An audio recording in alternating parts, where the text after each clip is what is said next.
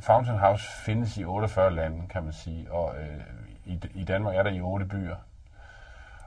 Og ideen i det er sådan set, at alle husene har det udgangspunkt, at vi kigger ikke på folks diagnoser, vi spørger ikke til folks diagnoser, vi kigger på, hvad mennesker kan, og hvad de hedder, og hvad for en personlighed, der ligger bagved, og så prøver vi at skabe en relation og se på, hvordan kan vi hjælpe det her menneske med at finde et meningsfyldt liv igen.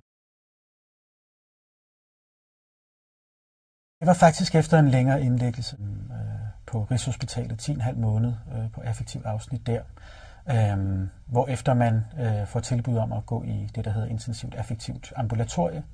Og her var der en socialrådgiver, som jeg blev tilknyttet, som gjorde mig opmærksom på, at det her Fountain House fandtes. Jeg havde ikke rigtig rykket mig så meget siden udskrivelsen. Jeg havde ikke fået det væsentligt bedre, og der var lidt fare for, at jeg måske skulle genindlægges. Jeg manglede noget i min hverdag simpelthen. Jeg stod op til mig selv, lille mig, og ikke ret meget andet i de dage der efter udskrivelsen. Så det var med at få gang i noget lidt mere meningsfuldt, og hun foreslog så Fountain House, den her socialrådgiver, og det viste sig at være et rigtig godt sted til mig.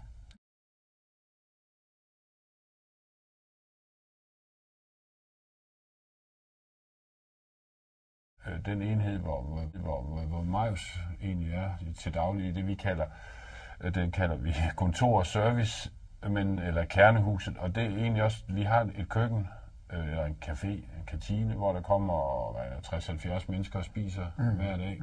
Og der skal jo laves noget mad, og vores kontor skal passes receptionen, der skal laves PR-materiale, der skal tages telefoner. Vi skal have vores hus gjort rent, så det er sådan 4 enheder i huset.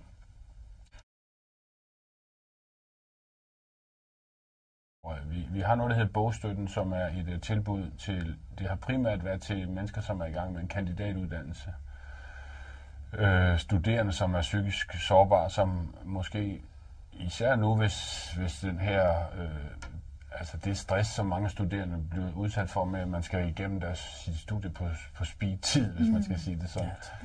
Det stresser mange, der har et skrøbeligt sind, hvis man skal sige det sådan. Og her er der altså, vi har i gennemsnit 23 studerende, der kommer hver dag og får studievejledning og støtte til at gennemføre deres kurser. Eller deres kandidatuddannelse. Så det hedder bogstøtten, og det er et helt specielt studiemiljø for mennesker, der er psykisk sårbare.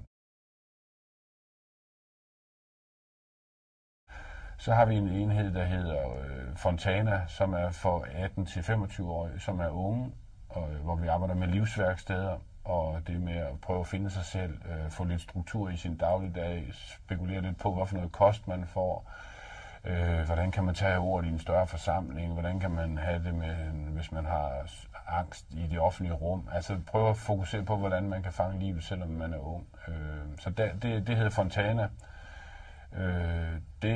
Det er unge mennesker, som har rigtig meget brug for hjælp, og også med de nye reformer vil jeg sige, at nogle af de her unge mennesker, de er hverken aktiveringsparate eller uddannelsesparate, fordi de trænger altså til tid til at finde sig selv.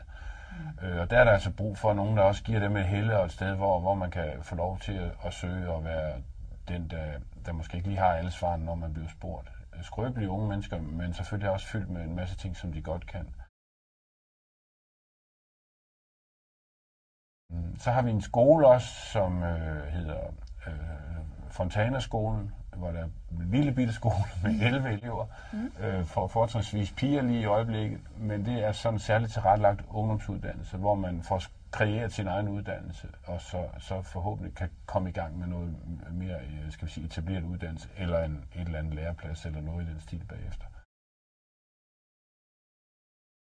At der bliver fokuseret på mine stærke sider og på mine ressourcer. Og det betyder meget i forhold til at få et lille boost i selvtilliden.